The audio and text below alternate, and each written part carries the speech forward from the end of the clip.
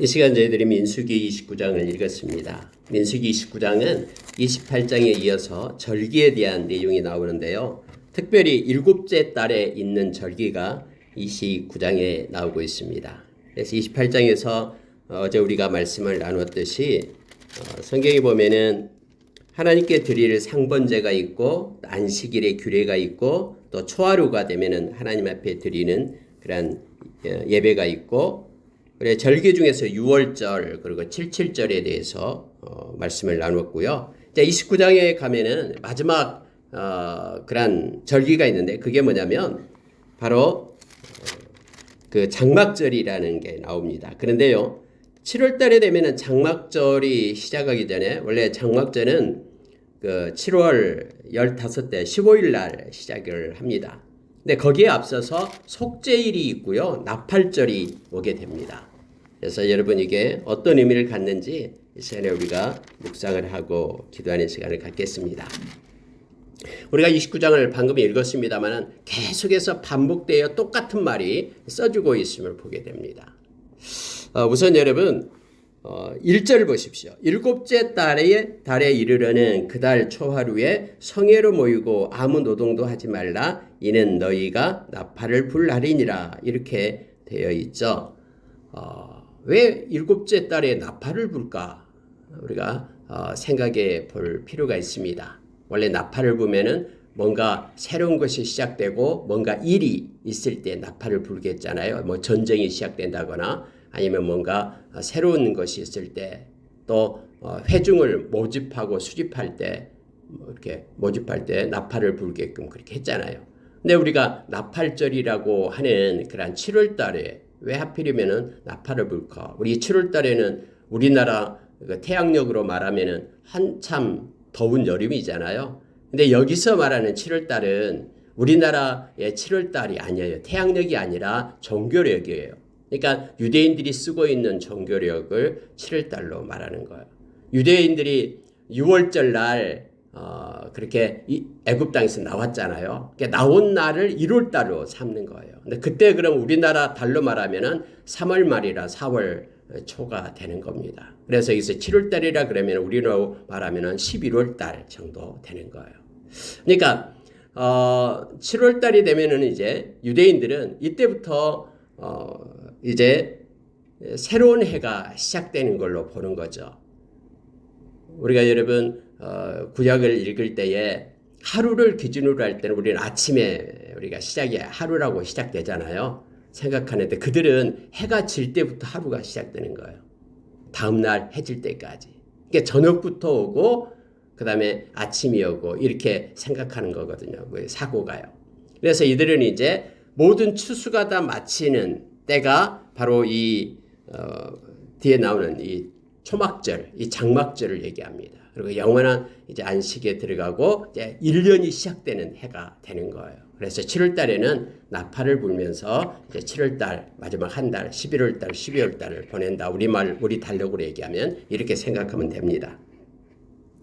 7월 초하루가 민간력으로 말하면은요, 우리로 말하면 정월 초하루 정도 되는 거예요. 그래서 나팔을 분다 그러면은 새로운 해가 시작된다라는 것을 알린다라고 보시면 됩니다. 나팔을 불어서 긴 뿔나팔을 불어가지고 새로운 해의 시작을 알렸습니다. 이것을 우리가 말한 여기서 일곱째 달 초하루 나팔절 이렇게 말하죠. 여러분 우리가 새해가 되면은 우리도 막 세배를 가고 인사를 가잖아요. 새해 복 많이 받으십시오라고 인사도 하고 합니다. 그랬듯이 나팔을 불어가지고 이제 하나님이 새날을 주었습니다. 새해를 주었습니다 하면서 외치기 시작하는 것이 바로 7월 달이에요. 그래서 유대인들에게는 이제 7월 달이 또 중요합니다.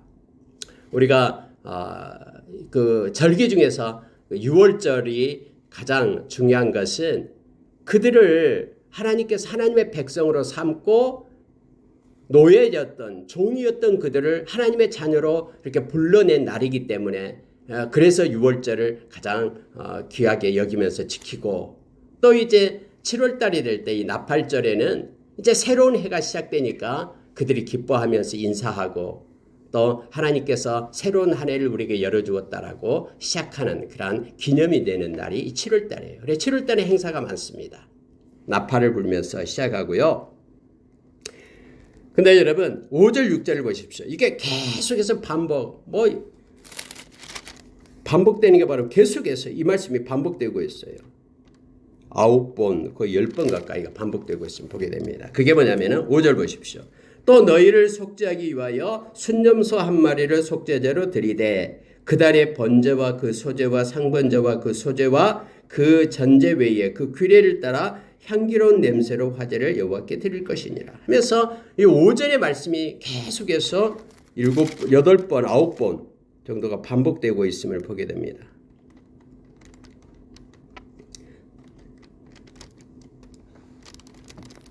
10번이 반복되고 있네. 10번이나. 성경에서 이렇게 계속 반복되는 것은요, 하나님께서 강조하고 있는 것을 보게 됩니다. 왜냐하면 이것은 반드시 해라라는 거예요. 보십시오. 다시 한번 볼게요. 또 너희를 속죄하기 위하여 순념소 한 마리를 속죄제로 드려라. 이렇게 말합니다. 그러니까 언제나 속죄제를 드려라라는 게 있어요. 어떤 행사를 할 때마다 반드시 필요한 게 이 속죄제. 속죄제가 뭡니까? 어제 말씀 나눴듯이 우리의 죄를 사하고 회개하는 것을 얘기하잖아요. 그러니까 하나님이 너무 기뻐하는 것이 뭐다라는 것을 성경 우리에게 가르쳐줘요. 하나님의 마음을 우리에게 주어요. 하나님은 회개하는 심령을 너무너무 기뻐하십니다. 속죄제를 드려서 하나님 앞에 거룩하고 깨끗한 자가 되라 라고 말합니다. 오늘날 저와 여러분에게는 이렇게 속죄제를 드릴 필요가 없잖아요. 예수님께서 단번에 속죄를 하셨거든요. 그래서 이것을 기억하며 예수 그리스도의 보혈의 능력을 힘입고 우리가 찬양하며 하나님의 보좌로 나아가라라고 성경 말하는 거예요. 이미 예수님께서 모든 그런 우리의 죄를 속해 주셨어요. 대속해 주셨어요. 예수님의 피로. 영원한 우리의 죄 문제를 영원히 해결해 주신 분이 우리 주님이시거든요. 이 말씀을 읽을 때마다 너무너무 우리 마음 가운데 기쁨과 또 우리 주님에 대한 감사가 일어납니다. 우리 주님이 그러지 않았다면 이 속죄제에 대한 것이요 계속해서 따라 붙거든요. 하나님의 이것을 10번이나 29장에 강조하면서 이걸 이렇게 반복해서 쓰고 있음을 보게 됩니다. 예수님의 보혈의 능력이 얼마나 우리에게 크고 또 우리를 얼마나 그 공로가 크고 또 우리로 하나님께 감사케 하는지 모릅니다. 예수의 보혈의 능력을 힘입고 우리가 새롭게 되고 거룩하게 되어 하나님께 영광 돌리는 저와 여러분이 되기를 원합니다. 이 통회하는 심령을 하나님은 기뻐하신다라고 말하고 있죠. 겸손한 마음, 애통하는 심령. 이거 하나님 너무 기뻐한다라고 이사야서 57장 15절에서 말해주고 있잖아요. 그럴 때 하나님은 우리의 마음을 소생시켜 주시고 우리의 영을 살려주신다라고 성경은 말해주고 있습니다. 그리고 또 하나가 있는데 여러분 6절에 보십시오. 그 달의 번제와 소제와 상번제와 그 소제와 그 전제 외에 그 규례를 따라 향기로운 냄새로 화제를 여호와께 드릴 것이니라. 이 말도 이 두 절이 10번이나 반복되고 있는 거예요. 무슨 얘기냐면은 여러 가지 일이 있다고 해도 또 여러 가지 일이 겹친다고 해도 해야 될 것을 해야 된다라는 것을 말해주고 있는 거예요. 특히 상번제 이거 계속해라라는 거예요. 아침과 저녁으로 하나님 앞에 나와 예배 드리는 것. 하나님 제가 하나님의 백성입니다. 하나님께 영광 돌립니다. 이런 것을 다른 어떤 절기가 있고 무슨 행사가 있다고 해도 이거 빼먹지 말고 계속해서 하라라고 말해주고 있는 것입니다. 우리 사람은 그렇잖아요. 무슨 일을 하다가 작은 일 하다가 뭐 큰 일이 닥치면은 그 작은 일 다 버려버리고 그냥 큰 일만 하고 다 귀찮고 한다고 또 버려버린 것이 있잖아요. 근데 하나님은요 섬세하셔요. 그리고 하나님께서는 어떤 일이 있어도 하나님 앞에 나와서 찬양하고 예배하는 것을 멈추지 말라라고 말씀 가운데 우리로 하여금 가르치고 또 우리의 삶을 뒤돌아보게끔 그렇게 합니다. 자, 그러니까 일곱째 달 첫날에는 이렇게 나팔을 불고요. 7절에 가보십시오. 일곱째 달 열흘이 되면은 또 다른 행사가 있어요. 이게 바로 속죄일 이런 거예요. 일곱째 달 열흘 날에는 너희가 성회로 모일 것이요 너희의 심령을 괴롭게 하며 아무 일도 하지 말 것이니라.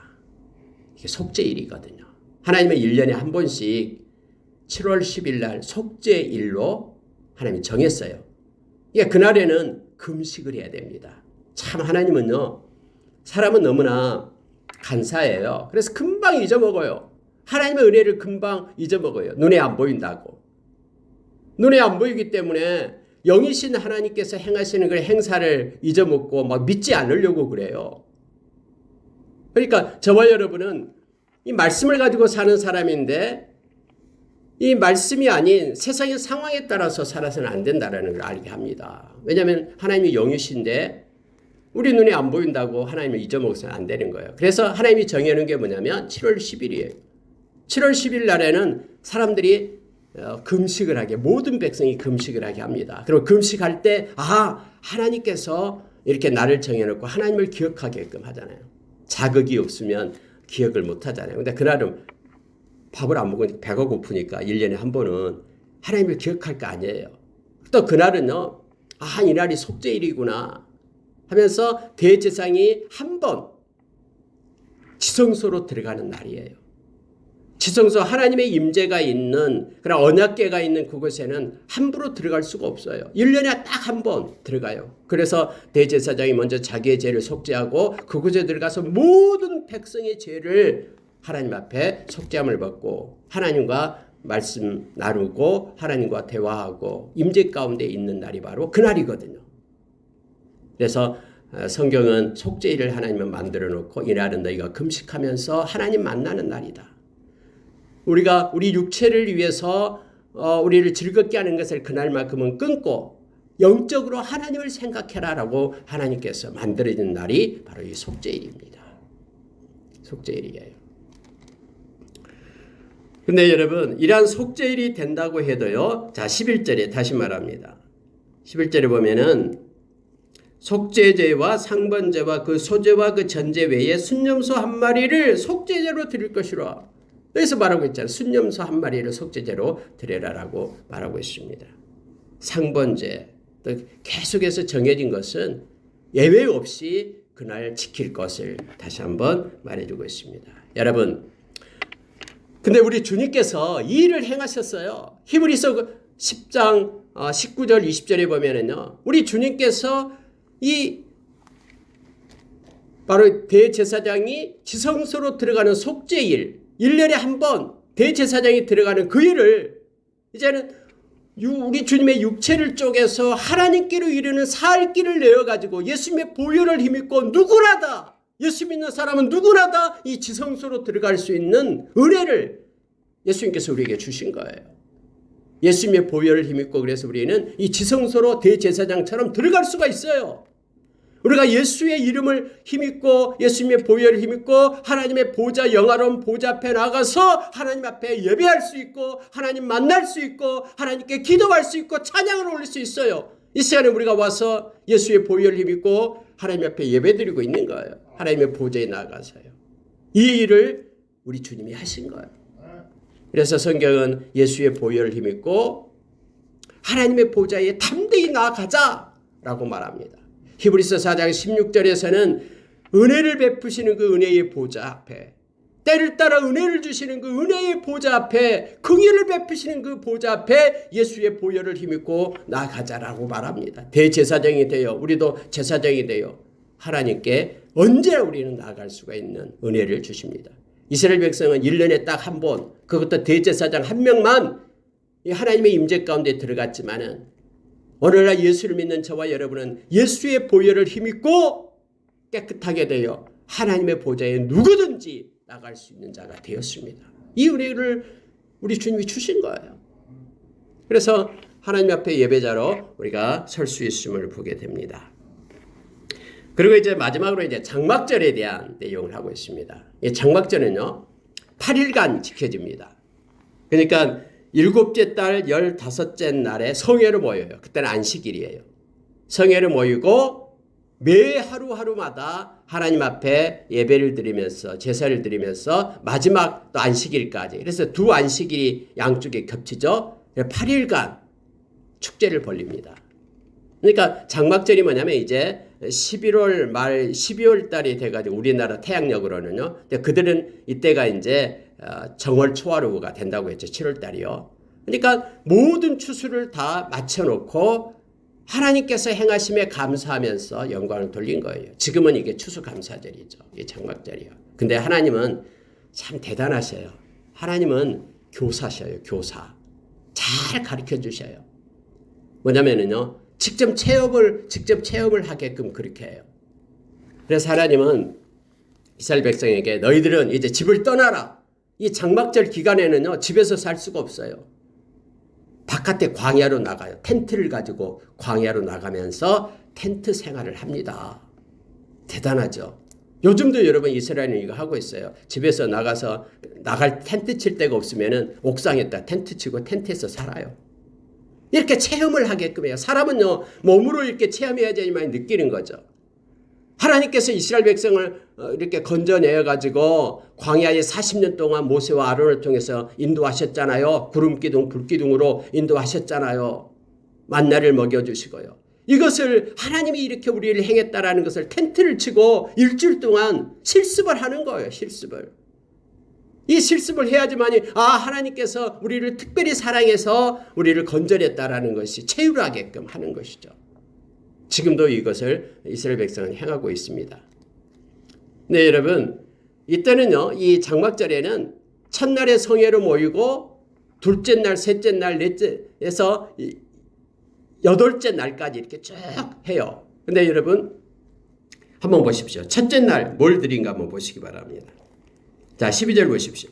일곱째 달 15째 날에는 너희가 성회로 모일 것이요 아무 일도 하지 말 것이며 이래 동안 여호와 앞에 절기를 지킬 것이라 해서 너희 번제로 여호와께 향기로운 화제를 드리되 수송아지 13마리와 순양 2마리와 1년 된 순양 14마리를 다 흠없는 것으로 드릴 것이며 이렇게 되어 있죠. 그럼 그것으로 끝나는 게 아니에요. 둘째 날에는 17절에요. 수송아지 12마리 셋째 날에는 수송아지 11마리 나머지는 똑같아요. 순양 2마리 1년 되고 흠없는 순양 14마리 이건 다 똑같고요. 송아지가 한 마리 한 마리씩을 줄어들어요. 그래서 넷째 날에는 수송아지 10마리 다섯째 날에는 수송아지 9마리 이런 식으로요. 그래서 일곱째 날에는 수송아지 7마리 그러면 여덟째 날에는 그게 없어요. 여덟째 날은 장엄한 대회로 모여서 아무 일도 하지 말고 안식일이니까요. 그리고 수송아지 한 마리만 드리게끔 그렇게 해요. 이걸 반드시 지켜야 돼요. 하나님께서 이렇게 정해놓은 것은 하나님께서 섬세한 하나님이 정해놓은 대로 해야 됩니다. 첫째 날은 13마리 수송아지부터 시작해서 한 마리 한 마리 한 마리 줄어들고 여덟째 날에는 딱 한 마리만 일곱째 날에는 7마리까지 드리고요. 이렇게 하나님이 정해놨어요. 이거 뭐 귀찮게 똑같이 드리지 하면서 제사장이 바꿔서 할 수가 없어요. 하나님께서 정해놓은 것은요. 아무리 우리 생각과는 다르다 해도 그 일을 반드시 해야 돼요. 이거 틀리면 어떻게 됩니까? 그럼 다르게 하나님 앞에 예배를 드리는 것이죠. 그래서 하나님께서 정해놓은 것들은 그 말씀에 따라서 순종하면서 행해야 됨을 성경은 가르쳐주고 있습니다. 우리가 여러분 고린도후서 10장 2절, 3절, 4절 그 내용을 보면은요. 하나님보다 높아지는 그 모든 것들 다 무너뜨리라 라고 얘기했죠. 하나님보다 높아지는 것. 그러니까 자기 생각을 하나님의 말씀보다 위에 두면은 그거 무너뜨려야 되는 거예요. 왜 13마리부터 시작할까? 그냥 아니면 더 많이 하기 위해 20마리부터 시작하지 하면서 바꿀 수가 없는 거예요. 모든 철학이나 이론이나 모든 사상이나 생각이나 다 하나님 말씀보다 위에 있는 것들은 다 무너져야 됩니다. 그리고 다 복종시켜서 우리 그리스도께 이렇게 순종하도록 우리 믿는 자들은 그렇게 해야 됨을 성경 우리에게 가르쳐주고 있는 것이죠. 하나님이 이렇게 정해놓은 것은요. 그렇게 행하게끔 하는 것입니다. 이걸 장막절에 그래서 다 한번 더 해보니까 어린 양 그러니까 드리는 것 상번제용으로 드리는 어린 양 성경이 분명히 얘기했잖아요. 이렇게 장막절이 있다고 해도 상번제를 피할 수가 없어요. 매일매일 아침과 저녁으로 하나님께 드리는 것은 생략할 수가 없어요. 이것은 매일 드리는 거예요. 그래서 8일이니까는 그 어린 양, 1년 된 어린 양이 16마리가 되겠죠. 그 다음에 나머지 희생제물이요, 199마리가 됩니다. 세 보니까요. 전체가 215마리가 그때 당시에 이 장막절에는 드려지게 되는 거예요. 아니 왜 이렇게 장막절만 많은 그런 희생 제물이 필요합니까? 이렇게 말하는 사람들도 있습니다만은 이것은 1년을 결산하고 또 1년이 시작되는 날이에요. 하나님께서 한 해 동안 지켜주심에 감사해서 추수감사절이거든요. 그래서 매일매일 이렇게 드리면서 축제로 그것을 이제 잡고 또 먹고 하나님께 감사하며 영광을 돌렸던 것이 바로 이 장막절의 내용입니다. 여러분, 왜 하나님은 반드시 제물을 요구하시는가? 이 문제를 우리가 자꾸 생각하잖아요. 이 구약을 읽을 때는 왜 이렇게 짐승들을 죽여야 될까? 왜 이렇게 속죄제를 자꾸 드리라라고 10번씩이나 오늘 말하고 있는가? 라고 우리가 가끔씩 의문을 던질 때가 있습니다. 특히 장막절에는 많은 그런 희생 제물을 매일매일 드리면서 요구하는데요. 이렇게 초막을 치면서 밖에 나가 야외에서 생활을 하면서 하나님의 은혜를 기억하라라는 것이죠. 우리는 이룰 수밖에 없는 존재인데 하나님께서 우리를 불러내 하나님의 자녀를 삼으셨다. 그리고 이 땅의 삶이 장막의 삶이다라는 것을 깨닫게 하는 거예요. 이 장막 곧 걷어지는 거예요. 그래서 우리를 위하여 영원히 예비해 두신 아름다운 천국이 있다라는 것을 기억하면서 저와 여러분을 몸을 갖다가 장막이라고 얘기하잖아요. 이 땅에서 우리는 이 장막을 덮고 있는 거예요. 육신의 장막. 그래서 하나님이 부르면은 이 육신의 장막 벗고 우리가 하나님 앞에 가는 것입니다. 육신의 장막이 입고 있을 때 하나님께서 우리를 지켜주시고 끝까지 책임지겠다고 약속하셨거든요. 그래서 이 천막 생활을 하면서 장막 생활을 하면서 하나님 앞에 감사를 올리는 그런 의미가 바로 이 장막절이 됩니다. 왜 하나님은 반드시 제물을 요구하실까? 인간이 거룩하신 하나님께 가까이 나아가 그분과 화목을 이루고 교제를 나누기 위해서는 반드시 해야 될 문제가 있어요. 그게 죄 문제예요. 하나님은 지극히 거룩하신 분이기 때문에 죄 많은, 허물 많은 우리가 하나님 앞에 나갈 수가 없는 거예요. 그래서 이 죄 문제를 해결하는 것이 바로 이 속죄제잖아요. 근데 우리 주님께서는 이 문제를 갖다 당신의 생명으로 해결해 주신 거예요. 그래서 우리가 하나님 앞에 나아갈 수가 있는 것입니다. 이 죄 문제가 가장 큰 문제거든요. 이 죄 문제를 해결하기 위해서는 반드시 죄 지은 당사자의 피가 요구되었어요. 내 죄를 내가 해결하려면 나의 피가 요구된 것입니다. 생명이 아니고서는 죄 문제를 해결할 수가 없었어요. 근데 하나님께서는 인간의 피 대신에 동물의 피를 대신해서 받으시기로 정하신 거예요. 그래서 너희들의 죄 문제를 해결하기 위하여 이처럼 동물들이 희생된다라는 것을 하나님은 가르쳐 주신 것이죠. 그리고 이것은 하나의 예표적인 것이죠. 상징물에 불과했고요. 이것의 실체는 인류의 영원한 희생제물이 되신 예수 그리스도를 나타내 주기 위하여. 그래서 수많은 동물들이 그렇게 희생을 당하는 것, 그것은 너희 때문이다. 그런데 이제는 영원히 우리의 죄를 해결하기 위하여 예수님께서 이 땅에 오셔서 당신의 피로 우리의 죄를 해결하셨다라는 것을 궁극적으로 가르쳐주기 위함임을 성경은 말해주고 있는 거예요. 그래서 여러분, 사도들은요 이걸 깨닫고 너무너무 기뻐했어요. 요한사도는 요한일서 5장에서 요한계시록 1장 5절에서 이렇게 말하고 있습니다. 또 충성된 증인으로 죽은 자들 가운데서 먼저 나시고 땅의 임금들의 머리가 되신 예수 그리스도로 말미암아 은혜와 평강이 너희에게 있기를 원하노라. 예수님 오셨다라는 거예요. 우리를 사랑하사 그의 피로 우리 죄에서 우리를 해방하시고 우리의 모든 죄를 예수님의 피로 해방하셨다라고 요한사도는 그렇게 말합니다. 베드로 사도도 마찬가지고요. 바울 사도도 마찬가지고요. 예수님의 보혈로 그 피로 우리가 영원히 죄사함을 받았다. 이게 가장 큰 문제거든요. 우리가 이 죄사함 받지 못하면은 우리는 죄값은 사망이기 때문에 우리의 피로 죄값을 지불해야 되거든요. 예수님께서 우리의 죄를 사해 주셨다라는 것, 예수님의 보혈이 얼마나 존귀하고 보배로운가를 이 구약을 읽을 때마다 우리가 기억하며 보혈을 힘입고 하나님께 영광 돌리는 우리가 되기를 원합니다. 동물들이 그토록 많이 희생을 당하는 것은 이 죄 문제 때문에 그렇다라는 것을 기억하기를 원합니다. 말씀을 마치겠습니다. 특히 39절 마지막 절 보고 마칠게요. 너희가 이 절기를 당하거든 여호와께 이같이 드릴지니 이는 너희의 서원제나 낙헌제로 드리는 번제, 소제, 전제, 화목제 외에 드릴 것이니라 해서 이 서원제나 낙헌제라는 단어가 나와요. 이거 서원제와 낙헌제는 뭡니까? 라고 말할 수 있죠. 왜냐하면 우리가 5가지 제사가 있다고 했는데 이 서원제와 낙헌제는 무슨 제사입니까? 라고 생각할 수 있잖아요. 5가지 제사가 번제, 소제, 속제제, 속건제, 화목제 이 5가지였는데 이 서원제와 낙헌제는 뭡니까? 이건 화목제예요. 화목제 중에서 이 서원제와 낙헌제의 의미가 있습니다. 다시 말하면요, 화목제로 드리는 데는 3가지 방식이 있어요. 어떤 방식이냐면은 서원, 감사제, 서원제, 낙헌제 이게 화목제예요. 3가지. 하나님께 너무나 감사해서 그냥 감사제로 드리는 거.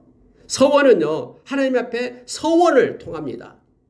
하나님 앞에 서원하는 것이 바로 서원제죠. 이게 하나님 뜻대로 살겠습니다. 나 이렇게 살겠습니다라고 하나님께 약속하는 것이 이 서원제예요. 이거 스스로 하는 거예요. 누가 강요해서 하는 것 아니에요. 서원제가 있고요. 그럼 낙헌제는 뭐냐 그러면은 낙헌제는 아무런 조건 없이 그저 하나님의 은혜에 감사하면서 기쁜 마음으로 헌신하겠습니다. 기쁜 마음으로 드리는 것이 이 낙헌제죠. 그러니까 하나님 너무 감사합니다 해서 하나님 앞에 예배드리고 제물을 드리고 하는 것이 낙헌제예요. 그러니까 이게 화목제 일종이다라고 생각하면 됩니다. 하나님과 화목하게 되고 하나 되게 하고 교제하는 그런 자원하는 마음으로 드리는 것이 이 화목제인데 그중에 감사제, 서원제, 낙헌제가 있다. 이렇게 생각하면 되겠습니다. 말씀을 마치겠습니다. 화목제물 대신 우리 주님을 본받아서 저와 여러분에게는 화목의 직분이 있습니다. 고린도후서 5장에서 말합니다. 저와 여러분은 피스메이커입니다. 어디를 가든 화목해야 됩니다. 우리로 인하여 분열되는 것이 아니라 우리가 들어가면 소금이 되고 빛이 되어서 하나가 되게 하고 화목이 되게 하고 우리의 가정 가운데 우리가 들어가서 분열이 되는 게 아니라 서로 화목하고 하나가 되는 그러한 화목의 직분을 이 땅에서 잘 감당하기를 원합니다. 하나님의 자녀로서 우리가 어디를 가든 우리 때문에 그 공동체가 살아나고 기쁨을 얻고 그러한 피스메이커의 삶이 우리 가운데 있기를 원합니다. 예수님의 보혈을 찬양하며 오늘 또 하나님께 영광 돌리는 하루가 되기를 원합니다. 기도하겠습니다.